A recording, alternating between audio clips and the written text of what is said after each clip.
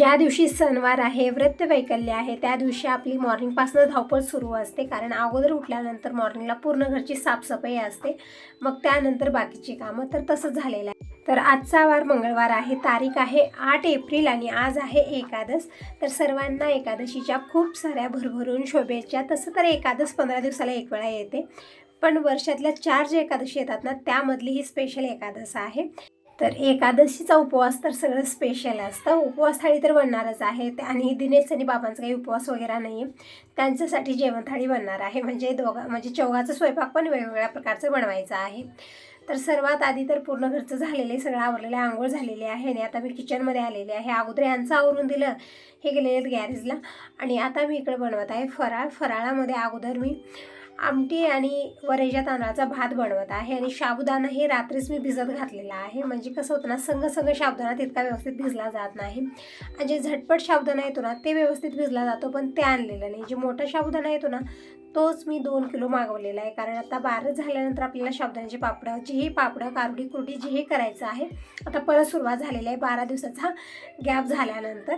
आणि तसं तर वातावरण ठीक नाही, यावेळी दररोज पाऊस येत आहे. तरी पण बघा, ज्या दिवशी ऊन आहे व्यवस्थित त्या दिवशी मी ते पापड वगैरे करणार आहे. कारण उपवासाचे मी काही पापड खारुडी कुरडी काहीही केलेली नाही आहे, जेही बनलं फक्त तांदळाचं आणि रव्याचं बनलेलं आहे. तर त्यामुळेच मी 2 किलो साबुदाणा मागवलेला आहे. आज एकादशीसाठी होईल आणि बाकीचं जे आहे ना, ते पापड करण्यासाठी मी ठेवलेलं आहे. तर साबुदाणा मी रात्री भिजत घातलेला आहे, तर व्यवस्थित भिजून तयार आहे. पण आता मी साबुदाण्याची खिचडी न करता इकडं वरीच्या तांदळाचा भात आणि आमटी बनवणार आहे. तर अगोदर तर मी पाणी भरून घेतलेलं आहे. म्हणजे जे स्वयंपाक बनणार आहे किंवा फराळाचं बनणार आहे ते अनसूट पाण्याचं बनणार आहे. परत पूजा पण मला करायची आहे, म्हणून मी मॉर्निंगला अगोदर पाणी भरून घेतलेलं आहे. आणि इकडे दूध पण आलेले, तोपर्यंत दूध गरम करायला ठेवलं आणि मी बगर जे वरईचे तांदूळ आहेत ते पण धुवून घेतलेले आहे 2-3 पाण्यानं आणि तांदळाच्या डबल पाणी टाकलं आणि जे उपवासाचं मीठ आहे ते टाकलेलं आहे, शिजत ठेवलेलं आहे. जोपर्यंत की वरईचे तांदूळ शिजतात तोपर्यंत इकडं पूजेची पूर्ण तयारी मी करून घेतलेली आहे. दिनेशला म्हटलं तोपर्यंत फुलं घेऊन ये, पण मुलांच्या मनात आल्यासारखं आहे, कधी घेऊन येतात कधी आणत नाहीत. पण आपल्याला तर चुकणार नाही, मी नंतर घेऊन येईन तो न आणला तर इकडे जे बाकीचे वरचे तांदूळ होते ते मी डब्यात भरून ठेवले. अगोदरचे पण थोडेफार राहिलेले होते. तर बघूया, आता उपवासाचे पापडं बनवणारच आहे मी, त्यामध्ये ॲड करणार आहे खूप सारं. म्हणजे वरचे तांदूळ, साबुदाणा, बटाटे हे मिक्स पापड पण खूप छान बनतात. कशा पद्धतीने बनवून व्हिडिओमध्ये शेअर करेन. फक्त वातावरणाचा मी वेट करत आहे, कधी वातावरण ठीक होईल आणि कधी मी पापडं बनवू. कारण मला तांदळाचे पण पापड आणखी थोडेसे बनवायचे आहेत आणि उपवासाचे पण बनवायचे आहेत.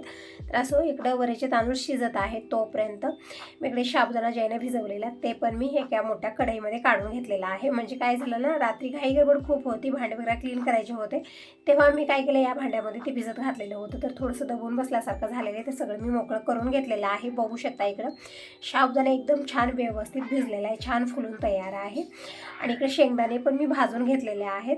तर शेंगदाणे गार होत आहेत तोपर्यंत साबुदाणा पण इकडं मी मोकळा करून घेतलेला आहे. आणि इकडं हे जे वरचे तांदूळ मी शिजत ठेवले ते पण एक वेळा मी परतून घेतलेले आहेत. म्हणजे हे चिटकत आहे, म्हणजे मला वाटतं नवीन तांदूळ आहे ते, त्यामुळे चिटकायला लागलेलं होतं. तर एक वेळा मी परतून घेतलेलं आहे, छान मिक्स करून घेतलं, थोडंसं पाणी टाकलेलं वरून आणि झाकून ठेवलेले कमी गॅसवरती, म्हणजे व्यवस्थित ते वापरले जातील. इथं तुम्हाला जवळून मी साबुदाणा दाखवत आहे, छान हे फुललेलं आहे, बघू शकता. जसं मी थोडंसं प्रेस करत आहे तर व्यवस्थित प्रेस होत आहे, छान असं भिजलेलं आहे, खिचडीसाठी एकदम परफेक्ट आहे. आता तरी वरईचे तांदळाचा भात आणि आमटी बनत आहे. तर ही साबुदाणा जे आहे ना, ती मी झाकून ठेवेन, कारण दुपारच्या फराळीमध्ये मी ते बनवणार आहे. तर इकडं दूध गरम झालेलं आहे. अगोदर माझ्यासाठी चहा बनत आहे, म्हणजे उपवासा दिवशी ना दिवसातनं 2-3 वेळा तरी चहा बनतो. तर इकडं मी चहा बनत ठेवलेला आहे, मॉर्निंगचा चहा आहे हा. मी आणखीन चहा वगैरे पिलेला नाही आहे, कारण मॉर्निंगपासून हीच धावपळ चालू होती. यांच्यासाठी चहा बनला, त्यांना मी फक्त त्यांनाच करून दिलेलं होतं, मी त्याच्यासोबत घेतलेलं नाही आहे. कारण दररोजचं ठीक आहे, पण ज्या दिवशी सणवार आहे, व्रतवैकल्य आहे, त्या दिवशी आंघोळीच्या अगोदर मी चहा घेत नाही, त्यामुळे आता चहा इकडे बनत आहे. आणि जी बाकीची कामं आहेत ते तर आज दिवसभरात थोडी थोडी होणार आहे. तसं तर बघा, एक्स्ट्राची कामं कुठलीच नाहीत आज, फक्त ही सणावाराचीच. आज एकादश आहे आणि उद्या असणार आहे बारस, उद्या परत पुरणपोळीचा स्वयंपाक वगैरे बनणार आहे. तर थोडंफार आजच मी आवरून ठेवणार आहे, कारण मॉर्निंगला खूप धावपळ माझी होत आहे, एक ही काम वेळेत होते आणि कसं आहे 2-2 वेळा मला बनवावं लागतं. असं नाही की मॉर्निंगला लवकर मी पुरणपोळ्या बनवून आणि सगळ्यांना जेवायला आवडेल, असं तर होणार नाही. अगोदर सगळ्यांचं काहीतरी नाश्ता किंवा काहीतरी मला बनवायचं आहे, मग त्यानंतर पुरणपोळीचा स्वयंपाक बनणार, देवाला नैवेद्य वगैरे हे सगळं करण्यामध्ये हे दुपारचे 12-12:30 तरी वाजणार आहेत. तर तेच नियोजन थोडाफार मी उद्याचा आजच करून ठेवते, म्हणून सगळी कामं आपली वेळेत होतात. तर असं इकडं मी मिरच्या काढून घेतलेत, म्हणजे काल मी भाज्या पण आणायला लावलेल्या होत्या. जसं दुधी आणलेले आहे, दुधी आणि रताळे आणलेले आहे, जे गोड स्वीट रताळे येतात ना ते पण आणलेले आहेत.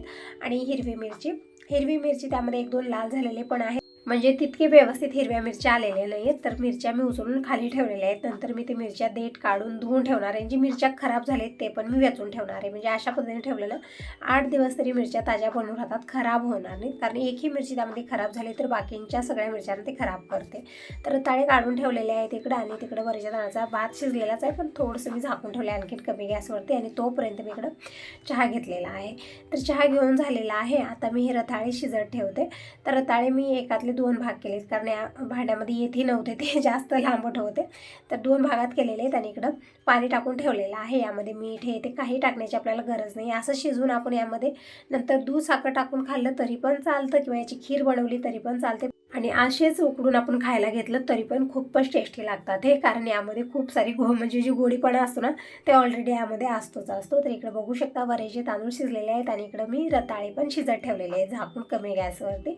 आणि आता शेंगदाणे वाटण करून घेऊया.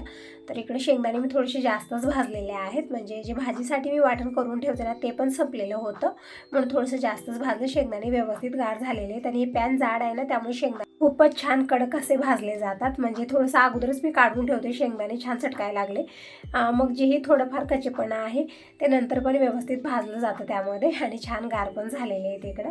तर शेंगदाणे मी वाटून घेतले, त्यामधले अर्धे आणि डब्यात काढून ठेवत आहे. जे बाकीचे शेंगदाणे आहेत ते मी संग चटणीसाठी घेणार आहे. म्हणजे हे वाटीभर शेंगदाणे, थोड्याशा भाजलेल्या हिरव्या मिरच्या, कोथिंबीर आणि दही आणि जे उपवासाचं मीठ आहे ते टाकून आपल्याला हे वाटण करायचं आहे. एकदम छान ही चटणी बनवून तयार होते. इकडं मी अगोदर फक्त शेंगदाणेच वाटून घेतलेले. शेंगदाणे छान बारीक झाल्यानंतर मी मोठं मिक्सरचं भांडं घेणार आहे. त्यामध्ये जेही आता आपल्याला हिरवी मिरची, दही जेही ॲड करायचं आहे ते करणार आहे. कारण हे छोटं डब्बा आहे आणि यामध्ये दुसरं काही ॲड करेन तर व्यवस्थित वाटणार नाही, एकदम सांडायला लागतं, म्हणून मी मोठं भांडं इकडे घेतलेले बघू शकता. आणि या मोठ्या भांड्यामध्ये शेंगदाणे व्यवस्थित वाटले जाणार नाहीत, म्हणून मी छोट्यामध्ये वाटून घेतलेलं आहे. म्हणजे ते व्यवस्थित नसल्यामुळे मला 2-2, 3-3 इकडे करावं लागतं, आणि त्यामुळे भांडे पण खूप सारे होत आहेत. तर असं इकडे जे मोठं मिक्सरचं भांडं घेतलेलं आहे त्यामध्ये मी 4 ते 5 हिरव्या मिरच्या भाजून टाकलेल्या आहेत. आणि 1 मोठी कोथिंबीर टाकलेली आहे.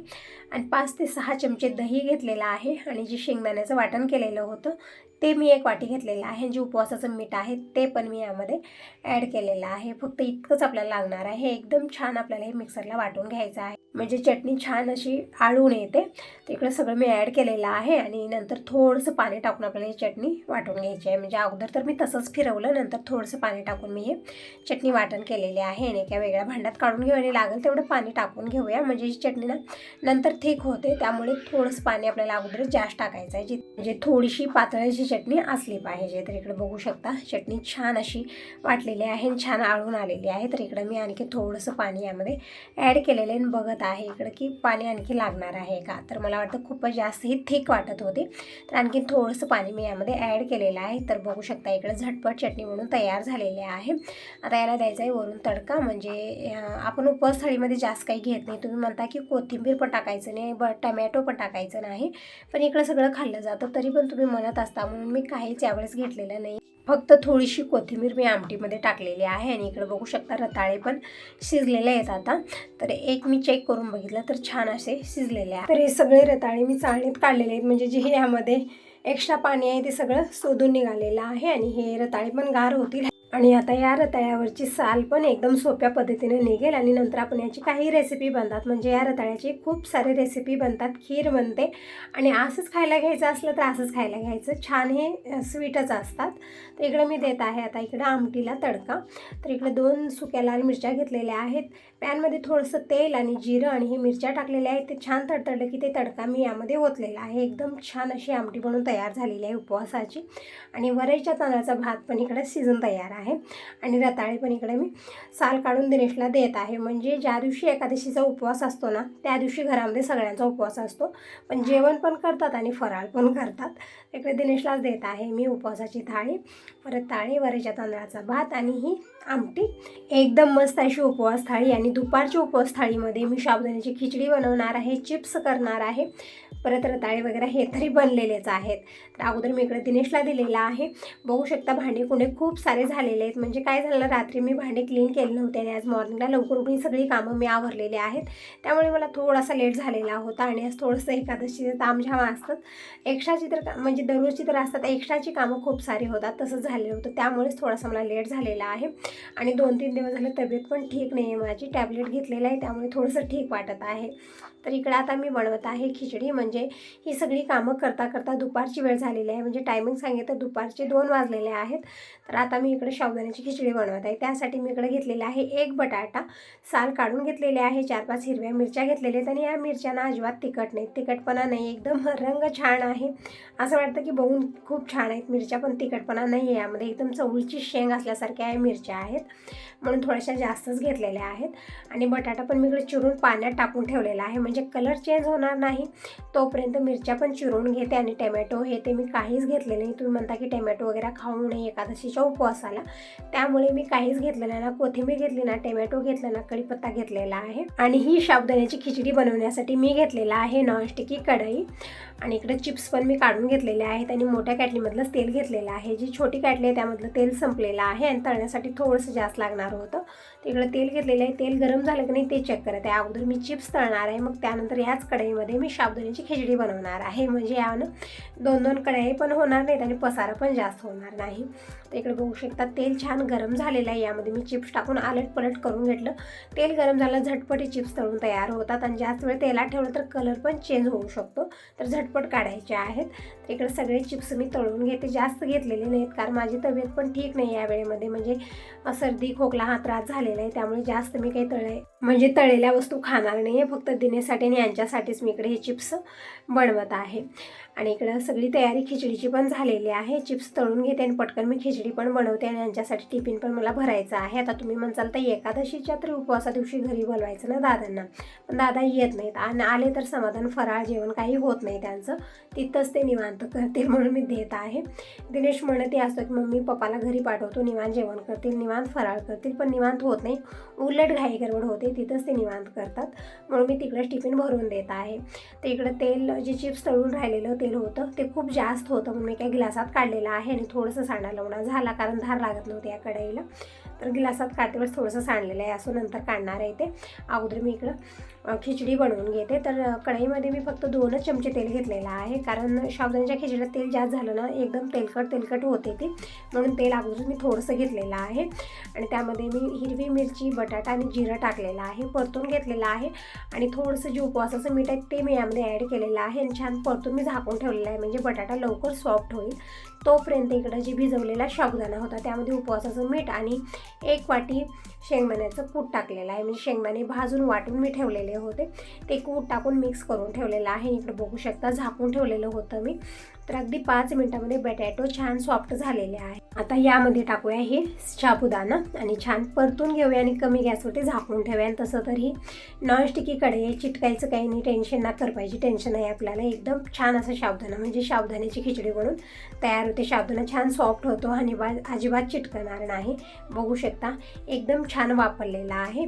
एक वेळा मी परतून घेतलेला आहे आणि आता प्लेटात काढून घेत आहे, कारण आता मला पण भूक लागलेली आहे. मी मॉर्निंगपासून काही खाल्लेलं नाही आहे, मला टॅबलेट पण घ्यायची आहे, त्यामुळे अगोदर मी इकडं पोटपूजा करून घेते आणि नंतर यांच्यासाठी टिफिन भरणार आहे. आणि जी मिरच्या मी मॉर्निंगला इकडं काढून ठेवलेल्या होत्या ताटलीमध्ये ते तशाच आहे, त्याचे देठ काढणं धुवणं हे सगळं काम आहे आणखीन बाकीचं, पण त्या अगोदर करूया पोटपूजा आणि मगच बाकीचे कामं मी करणार आहे. चिप्स मी तर थोडेसे ताटलीमध्ये घेतलेले तर होते पण खाल्लेले नव्हते. म्हणजे आज चिप्स माझे फेवरेट आहेत, तरी पण तब्येत ठीक नाही त्यामुळे मी खाल्लेले तर नव्हते. तर इकडं ही आहे याची उपवास थाळी. साबुदाण्याची खिचडी आहे, वरीच्या तांदळाचा भात आहे, आमटी आहे, रताळे आहेत आणि चिप्स आहे. तर तुम्ही सगळेजण कसला वेट करता, या सगळेजण एकादशीचा फराळ करायला, आणि सोबत मी ताक पण घेतलेला आहे. तर तुम्ही सांगा तुम्हाला आजचा हा व्हिडिओ कसा वाटला. चांगला वाटला असेल तर व्हिडिओला लाईक जरूर करा. पहिल्यांदा बघत असाल तर चॅनलला सबस्क्राईब करा. कमेंट करूनही नक्की सांगा.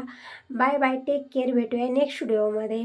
तिकडं अगोदर तर मी रताळच खायला घेतलेलं आहे. रताळं खूप आवडतं आणि यामध्ये दूध आणि साखर टाकून खाल्ला तरी खूप छान खीर बनते याची, पण मी तसं घेतलेलं नाही, मी असेच खायला घेतलेले आहे. मी फराळ करतच होते, तितक्यात एकदमच वातावरण चेंज झालं, जोरदार पाऊस यायला सुरू झालेलं आहे. बघू शकता तुम्ही.